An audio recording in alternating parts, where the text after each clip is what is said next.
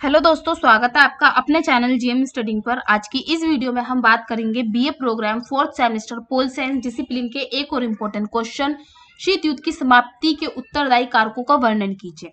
देखिए, जो शीत युद्ध था वो दो महाशक्तियों के बीच में था, रूस और अमेरिका। ठीक है, ये दोनों ही क्या चाहते थे, विश्व पर अपना कब्जा चाहते थे, जिसके कारण ये दोनों एक दूसरे से होड़ कर रहे थे। लेकिन जब साम्यवाद का विघटन हुआ 1991 में, तो क्या हुआ, शीत युद्ध का अंत भी हो गया और इससे जो तृतीय विश्व युद्ध की संभावना थी वो भी खत्म हो गई। अब इसके कारकों की बात करें हम, तो इसका पहला कारण क्या आ जाएगा, राष्ट्रपति गोरबाचेव की नीतियां। गोरबाचेव आएगा यहाँ पर, गोरबाचोव नहीं आएगा। ठीक है, सोवियत संघ की आक्रामक नीतियों में बदलाव लाने में राष्ट्रपति गोरबाचेव की भूमिका महत्वपूर्ण रही। 1985 में गोरबाचेव रूस की कम्युनिस्ट पार्टी के क्या बने, महासचिव बने और 1988 में राष्ट्रपति बने। 1985 में क्या बने, महासचिव, 1988 में क्या बने, राष्ट्रपति। ठीक है, वे सोवियत व्यवस्था में राजनीतिक और आर्थिक सुधार लाना चाहते थे। सोवियत व्यवस्था में कैसा सुधार लाना चाहते थे, राजनीतिक और आर्थिक सुधार लाना चाहते थे। किसके माध्यम से, ग्लास्नोस्त और पेरेस्ट्रोइका द्वारा। ठीक है, सोवियत व्यवस्था को सुधारना चाहते थे। ग्लास्नोस्त का क्या अर्थ होता है, खुलापन, अर्थात नागरिकों को यह अधिकार दिया जाए कि सार्वजनिक विषय के बारे में उन्हें पूरी और ठीक सूचना मिले। कम्युनिस्ट पार्टी के काम को भी ज्यादा खुलेपन से चलाए जाने की बात कही गई। पेरेस्ट्रोइका का क्या अर्थ है, पुनर्रचना। ठीक है, इसके अंतर्गत राजनीतिक, आर्थिक और प्रशासनिक सुधारों पर बल दिया गया, मतलब इनको दोबारा से देखा गया, इसमें जो कमी थी उनको सुधारा गया। ठीक है, औद्योगिक संस्थानों और व्यापारिक यूनिटों में प्रतियोगिता को प्रोत्साहित दिया गया। ठीक है, प्रोत्साहन दिया गया। अब क्या था, जो औद्योगिक संस्थान थे और जो व्यापारिक यूनिट्स थी उनमें क्या किया गया, प्रतियोगिता लाई गई। ठीक है, आप साबित करो, प्रतियोगिता के माध्यम से आप बेहतर हो। अब क्या हुआ, अर्थव्यवस्था के निजीकरण की चर्चा सुनने में आती थी उस टाइम पर। ठीक है, राष्ट्रपति गोरबाचेव ने सुधारों की प्रक्रिया शुरू की, उससे शीत युद्ध की उग्रता में क्या हुआ, कमी आई। ठीक है, गोरबाचेव क्योंकि निजी पूंजी की बात कर रहे थे, इसलिए पूंजीवाद और रूस साम्यवाद के बीच अब वैचारिक संघर्ष उतना तीव्र नहीं रहा था जितना पहले था। अब आप सोचो कि दो लोगों के बीच में लड़ाई चल रही है और एक बंदा क्या कर रहा है, आपकी नीतियों को अपना रहा है। ठीक है, पूंजीवाद की नीतियों को अपनाने लगे गोरबाचेव। ठीक है, तो क्या होगा कि आपकी जो लड़ाई है ना उसमें तनाव कम होगा। ठीक है, कम होगा, अर्थात कि अब वो वैचारिक मतभेद रहा ही नहीं, क्योंकि वैचारिक मतभेद क्या था, जो सोवियत था वो कम्युनिस्ट पार्टी को मतलब बढ़ाना चाह रहा था। ठीक है, कम्युनिस्ट विचारधारा का था और जो अमेरिका था वो पूंजीवाद का था। अमेरिका तो अभी भी पूंजीवाद का है, लेकिन सोवियत संघ के क्या हो गए, विचार बदलने लगे, वो पूंजीवाद की तरफ बढ़ने लगे। ठीक है, सेकंड क्या आ जाएगा, रूस की सैन्य क्षमता में कटौती। अपने को सैनिक दृष्टि से शक्तिशाली बनाए रखने के लिए सोवियत संघ ने अपने संसाधनों का एक बड़ा हिस्सा शस्त्रों के निर्माण पर खर्च कर दिया। ठीक है, अब सैनिक दृष्टि से क्या करना चाहा, वो शक्तिशाली बनने चाहे।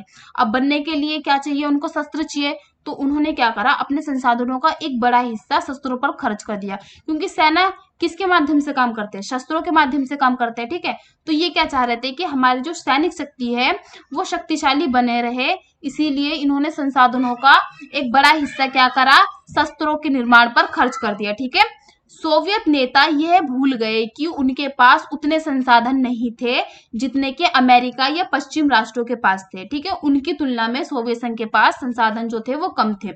सैन्यकरण के कारण बुनियादी जरूरतें जैसे चाय, कॉफी, मक्खन, मांस, साबुन, टूथब्रश, मंजन, जूते, वस्त्र आदि के क्षेत्र में क्या हो गया, भारी कमी पैदा हो गई।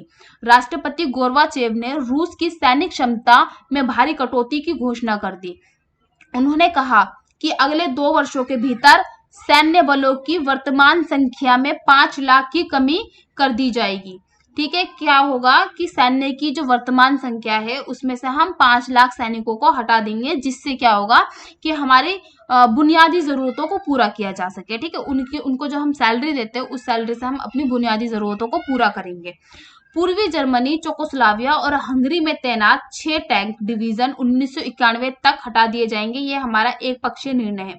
एक पक्षीय निर्णय का क्या मतलब है कि जो पूर्वी जर्मनी थी, चेकोस्लोवाकिया था और हंगरी था, वहां पर जो 6 टैंक थे उनको 1991 तक हटाने का फैसला ले लिया, सिर्फ अकेले सोवियत ने, ठीक है। इसके बारे में उसने ना जर्मनी से पूछा, ना चेकोस्लोवाकिया से पूछा और ना ही हंगरी से पूछा।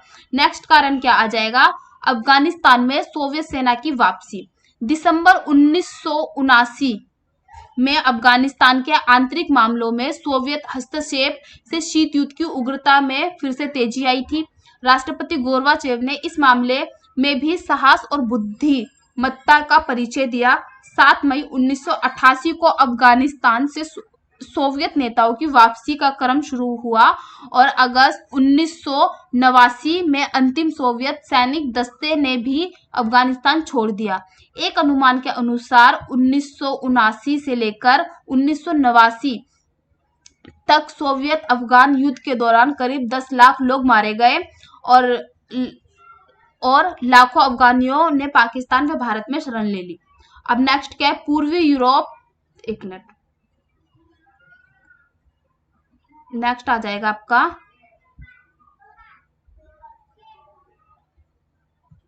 पूर्वी यूरोप में कम्युनिस्ट पार्टी और कम्युनिस्ट सरकारों का पतन। जैसा कि पहले ही बताया जा चुका है, गोर्बाचेव ने पूर्वी यूरोप के देशों से सोवियत सेनाएं हटा ली थी और कुछ समय के बाद उन्होंने वार्सा संधि को भी समाप्त कर दिया, ठीक है।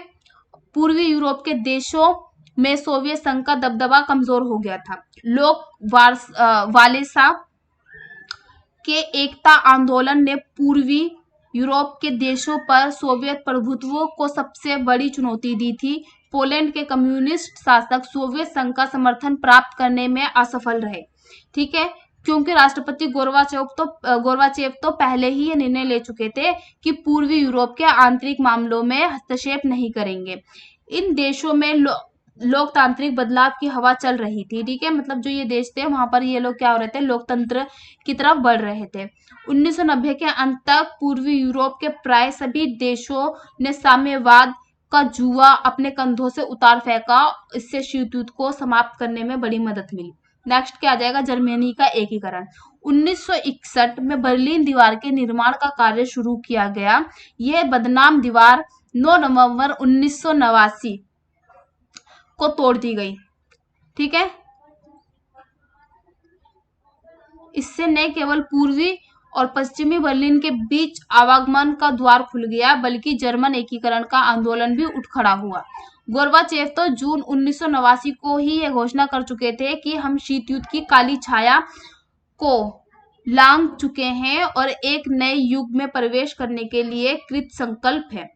3 अक्टूबर 1990 को दोनों जर्मनियों को फिर से एक कर दिया गया। इस प्रकार शीत युद्ध के सबसे बड़े मुद्दे पर समाधान हो गया। दोनों जर्मनियों का एकीकरण 20वीं शताब्दी के अंतिम वर्षों में एक महानतम घटना थी। गोर्बाचेव ने अमेरिकी राष्ट्रपति रेगन को लगभग 2 वर्ष पहले ये संदेश भेजा था कि मुझे विश्वास है कि हम इतना सद्भाव जुटा पाएंगे कि आपसी सहयोग द्वारा समूचे तनाव जाति के लिए हम एक सच्चे शांति युग की स्थापना कर सके। राष्ट्रपति गोर्बाचेव और पश्चिमी शक्तियों ने मिलजुल कर शीत युद्ध की विभीषिका को समाप्त करने में महत्वपूर्ण भूमिका निभाई, ठीक है। अगला आ जाएगा आपका शिखर वार्ताओं का दौर। 1986 के बाद अमेरिकी और रूस के शासन अध्यक्षों के बीच शिखर वार्ताओं का दौर शुरू हुआ। उससे आपसी विश्वास व सद्भावना की वृद्धि में बड़ी मदद मिली। दिसंबर 1987 में गोर्बाचेव और अमेरिकी राष्ट्रपति रेगन ने माध्यम और कम दूरी पर मार करने वाले आणविक प्रेक्षास्त्रों को नष्ट करने का फैसला लिया। 1989 में एक और शिखर सम्मेलन हुआ जिसका शीत युद्ध की समाप्ति में भारी योगदान रहा। दिसंबर 1989 के शिखर सम्मेलन के बाद अमेरिकी राष्ट्रपति जॉर्ज बुश ने यह घोषणा की थी कि रूस और अमेरिका ने 40 वर्षों से चली आ रही शीत युद्ध की कटुता को विदा कर दिया है। इस सम्मेलन के बाद अमेरिका ने रूस को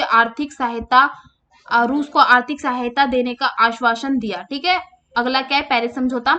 नवंबर 1990 में नाटो और वार्सा संधि पर हस्ताक्षर करने वाले 34 देशों ने शासन अध्यक्षों का फ्रांस की राजधानी पेरिस में एक सम्मेलन हुआ।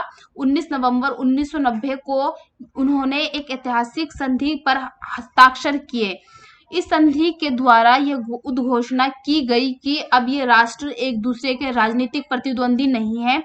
उन्होंने परंपरागत हथियारों में कटौती की भी घोषणा की। पेरिस समझौते ने इस राष्ट्रों के बीच आर्थिक सहयोग के लिए रास्ता तैयार किया। इसने एक ऐसे युग का सूत्रपात किया जो तनातनी और संघर्ष से मुक्ति दिलाएगा। अगला क्या है? सोवियत संघ का विघटन। 1990 के अंत तक स्पष्ट हो चला था कि सोवियत संघ अब अपने पुराने रूप में कायम नहीं रह पाएगा। नवंबर 1991 तक सोवियत संघ के 15 में से 13 गणराज्य ने अपनी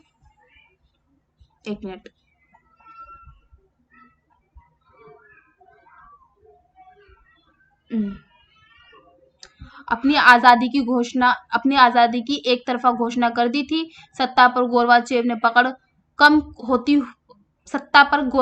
पकड़ कम होती गई। ठीक है। 15 नवंबर 1991 को राष्ट्रपति गोरबाचेव ने यह स्वीकार किया कि सोवियत संघ विघटित हो रहा है और 25 दिसंबर को उन्होंने राष्ट्रपति पद से त्यागपत्र दे दिया।